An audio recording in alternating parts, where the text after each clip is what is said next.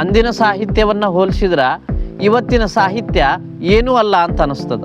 ನೀರ ಕಂಡಲ್ಲಿ ಮುಳುಗುವರಯ್ಯ, ಮರಣ ಕಂಡಲ್ಲಿ ಸುತ್ತುವರಯ್ಯ ಅಂಥ ಒಂದು ವ್ಯವಸ್ಥೆಯ ವಿರುದ್ಧ ಒಂದು ಅದ್ಭುತ ಸಾಹಿತ್ಯ ಹುಟ್ಟುಕೊಂಡಿತು. ಇತ್ತಲೆಕ್ಕ ಕರಿಬೇಡ ಮಾವ ಚಲನಚಿತ್ರ ಗೀತೆಗಳು ಅವಾಗ ಒಂದು ಸಂದೇಶವನ್ನು ಸಾರುವಂಥ, ಮೆಸೇಜನ್ನು ಕೊಡುವಂಥ ಹಾಡುಗಳಿರ್ತಿದ್ವು. ಮಚ್ಚಿಲೇ ಹೊಡಿರವಗ ಸ್ನೇಹ ಮಾಡಬೇಕಿಂತವಳ. ಇವತ್ತಿನ ಸಾಹಿತ್ಯ ಏನು? ಸರಸ ಸರಸ ಸೆರಗ ಸರಸ. ಮೊದಲಿನ ಸಾಹಿತ್ಯಕ್ಕೂ ಇವತ್ತಿನ ಸಾಹಿತ್ಯಕ್ಕೂ ಯಾವ ರೀತಿ ವ್ಯತ್ಯಾಸ ಅದಾವ? ಅವತ್ತಿನ ಸಾಹಿತ್ಯ ಒಂದಷ್ಟು ಮಾನವೀಯ ಮೌಲ್ಯಗಳನ್ನು ಸಮಾಜದ ಮೇಲೆ ಬಿತ್ತರಿಸುವಂಥ ಕೆಲಸ ಮಾಡ್ತಿತ್ತು. ಅಜ್ಞಾನದೊಳಗೆ ಮುಳುಗಿದಂಥ ಸಮಾಜವನ್ನು ಎಚ್ಚರಿಸುವಂಥ ಕಾಯಕವನ್ನು ಅವತ್ತಿನ ಸಾಹಿತ್ಯ ಅಂದ್ರೆ ಅಂದಿನ ಸಾಹಿತ್ಯ ಮಾಡ್ತಿತ್ತು. ಅಂದಿನ ಸಾಹಿತ್ಯವನ್ನು ಹೋಲಿಸಿದ್ರೆ ಇವತ್ತಿನ ಸಾಹಿತ್ಯ ಏನೂ ಅಲ್ಲ ಅಂತ ಅನ್ನಿಸ್ತದೆ. ಆದರೂ ಎಲ್ಲೋ ಒಂದು ಕಡೆ ಅಂಥ ಒಂದು ಬಳವಳೆ ಮಾನವೀಯ ಮೌಲ್ಯಗಳನ್ನು ಬಿತ್ತರಿಸುವಂಥ, ಸರ್ವ ಸಮಾನತೆಯನ್ನು ಪ್ರತಿಪಾದನೆ ಮಾಡುವಂಥ ಸಾಹಿತ್ಯಗಳು ಇವತ್ತಿಗೂ ಏನು ಕಡಿಮೆ ಆಗಿಲ್ಲ. ಆದರೂ ಕೂಡ ಅವತ್ತಿನ ಸಾಹಿತ್ಯ ಹೆಂಗಿತ್ತು? ಬಸವಾದಿ ಶರಣರು ವಚನ ಸಾಹಿತ್ಯವನ್ನು ಕೊಟ್ಟರು. ವಚನ ಸಾಹಿತ್ಯದ ಮೂಲಕ ಅದೆಷ್ಟೋ ಸಮಾಜೋಧಾರ್ಮಿಕ ಕಾರ್ಯಗಳನ್ನು ಕೈಗೊಂಡರು. ಸಮಾಜದಲ್ಲಿ ಇರ್ತಕ್ಕಂಥ ಅಂಧಶ್ರದ್ಧೆ, ಮೂಢನಂಬಿಕೆ, ಅಸಮಾನತೆ ಇವೆಲ್ಲವುಗಳ ವಿರುದ್ಧ ಒಂದು ಅದ್ಭುತವಾದ ಸಾಹಿತ್ಯ ರಚನೆ ಆಯಿತು 12ನೇ ಶತಮಾನದಾಗ. ಸ್ತ್ರೀ ಪುರುಷ ಅಸಮಾನತೆಯ ವಿರುದ್ಧ, ಜಾತಿ ತಾರತಮ್ಯದ ವಿರುದ್ಧ, ದೇವರು ಧರ್ಮದ ಹೆಸರಿನೊಳಗೆ ಉಳ್ಳವರು ಉತ್ತಮರು ಅಂತ ಅನಿಸ್ಕೊಂಡವರು, ಇಲ್ಲದವರು ಅಂದರೆ ಬಡವರ ಮೇಲೆ ಯಾವ ರೀತಿ ದಬ್ಬಾಳಿಕೆ ಮಾಡ್ತಿದ್ರು, ಆ ಎಲ್ಲ ದಬ್ಬಾಳಿಕೆಗಳ ದೌರ್ಜನ್ಯಗಳ ವಿರುದ್ಧ ಅದೆಷ್ಟೋ ಸಾಹಿತ್ಯಗಳು ಹೊರಗೆ ಬಂದವು. ಜೈನ ಸಾಹಿತ್ಯ ಇರ್ಬೋದು, ಶರಣರ ಇರ್ಬೋದು, ದಾಸ ಸಾಹಿತ್ಯ ಇರ್ಬೋದು. ಅದೆಷ್ಟೋ ಕವಿಗಳು, ಅದೆಷ್ಟೋ ಸಾಹಿತಿಗಳು ಸಮಾಜದ ಮೇಲೆ ಒಂದು ಪರಿಣಾಮವನ್ನು ಬೀರಲಿಕ್ಕೆ ಬರ್ತಾರೆ. ಅದೇ ರೀತಿ ಪರಿಣಾಮವನ್ನು ಬೀರಿದ್ದಾರೂ ಕೂಡ. ಸಮಾಜದೊಳಗೆ ಅದೆಷ್ಟೋ ಅನಿಷ್ಟ ಪದ್ಧತಿಗಳಿರ್ಬೋದು, ಜಾತಿ ತಾರತಮ್ಯಗಳಿರ್ಬೋದು, ಅದೇನೇ ಪದ್ಧತಿಗಳಿರ್ಬೋದು ತಾಂಡವಾಡ್ತಿದ್ವು. ಅವುಗಳನ್ನೆಲ್ಲ ಸಾಹಿತ್ಯದ ಮೂಲಕ, ಬರವಣಿಗೆಯ ಮೂಲಕ ಟೀಕಿಸಿದ ಅದೆಷ್ಟೋ ಉದಾಹರಣೆಗಳು ಸಿಗ್ತಾವೆ. ನೀರ ಕಂಡಲ್ಲಿ ಮುಳುಗುವರಯ್ಯ, ಮರಣ ಕಂಡಲ್ಲಿ ಸುತ್ತುವರಯ್ಯ, ಬತ್ತುವ ಜಲವ ಒಣಗುವ ಮರಣ, ನೆಚ್ಚಿದವರು ನಿಮ್ಮ ನೆತ್ತ ಬಲ್ಲರು ಕೂಡಲ ಸಂಗಮ ದೇವ.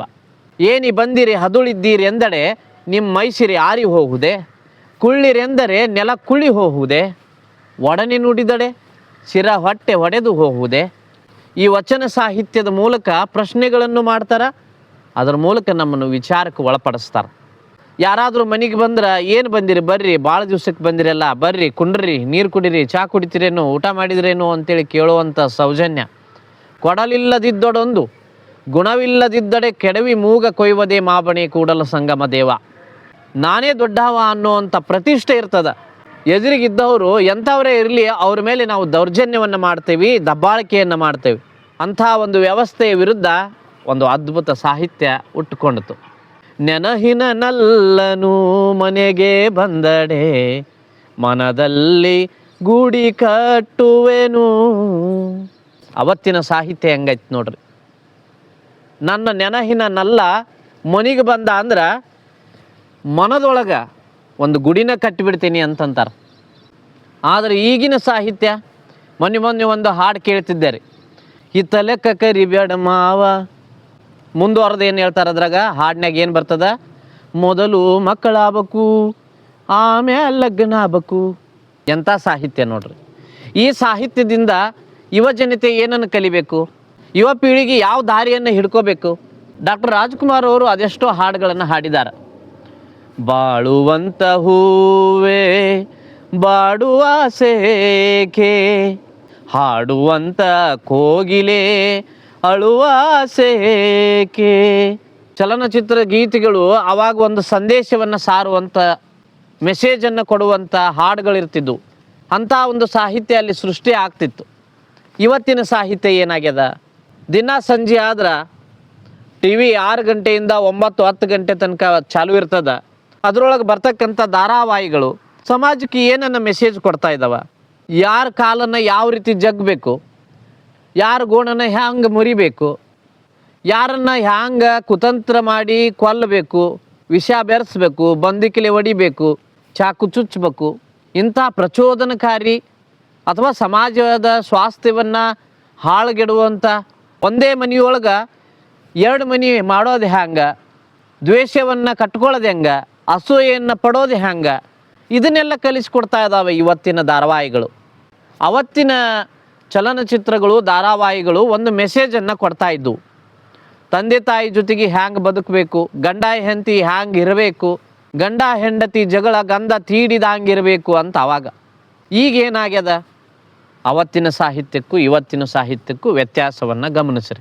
ಸಾಹಿತ್ಯದ ವಿಧಗಳೆಷ್ಟು, ಸಾಹಿತ್ಯ ಅಂದ್ರೆ ಏನು, ಇದ್ರ ಬಗ್ಗೆ ತಲೆ ಕೆಡಿಸ್ಕೊಳ್ಳೋದು ಬೇಡ. ಈಗ ಅವತ್ತಿನ ಸಾಹಿತ್ಯ ಹೆಂಗಿತ್ತು, ನಾವು ಇವತ್ತು ಏನನ್ನು ಬರಿತಾ ಇದ್ದೀವಿ.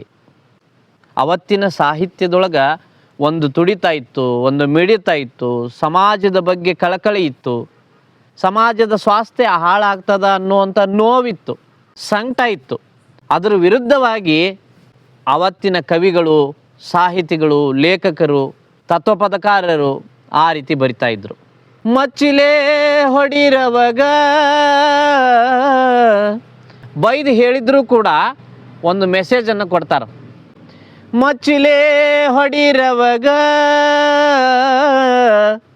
ಮಚ್ಚಿಲೇ ಹೊಡಿರವಗ, ಮಚ್ಚಿಲೆ ಹೊಡಿರವಗ, ಕಚ್ಚಿಗಡಕ ನಿಜ ಎಚ್ಚರರಿಯದ ಹುಚ್ಚುನಾಯಂಗ ಮನಿ ಮನಿ ತಿರುಗಂಗ, ಕೊಟ್ಟ ಧನವನು ತಿರುಗಿ ಕೊಡಲಾರದ, ಸುಳ್ಳ ಸಾಕ್ಷಿಗಳ ಹೇಳಂಗ, ಸುಳ್ಳ ಸಾಕ್ಷಿಗಳ ಹೇಳಂಗ. ಇದು ಕಡ್ಕೋಳ ಮಡಿವಾಳಪ್ಪನವರ ಸಾಹಿತ್ಯ.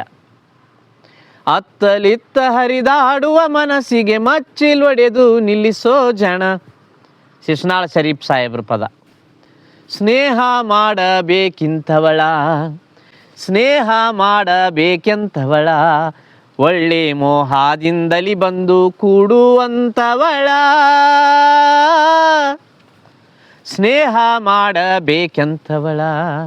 ಇವತ್ತಿನ ಸಾಹಿತ್ಯ ಏನು, ಸರಸ ಸರಸ ಸೆರಗ ಸರಸ. ಅವತ್ತಿನ ಸಾಹಿತ್ಯದೊಳಗೆ ಸಿಟ್ಟಿದ್ರೂ ಕೂಡ, ವಿಡಂಬನೆ ಇದ್ದರೂ ಕೂಡ, ರೋಷ ಇದ್ದರೂ ಕೂಡ, ಕೆಟ್ಟ ಶಬ್ದಗಳು ಇದ್ದರೂ ಕೂಡ ಒಂದು ಮೆಸೇಜ್ ಇರ್ತಾಯಿತ್ತು.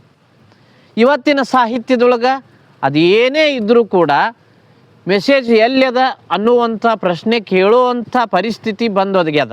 ಅವತ್ತಿನ ಸಾಹಿತ್ಯ ರಚನೆಕಾರರು ಈ ರೀತಿ ಸಮಾಜಕ್ಕೆ ನಾವು ಏನೋ ಒಂದು ಕೊಡುಗೆ ಕೊಡಬೇಕು, ಸಮಾಜವನ್ನು ತಿದ್ದುವಂಥ ಪ್ರಯತ್ನ ಮಾಡಬೇಕು, ಸಮಾಜದ ಪರಿವರ್ತನೆಗೆ ಕೈ ಜೋಡಿಸ್ಬೇಕು ಅಂತೇಳಿ ಬರಿತಾ ಇದ್ರು.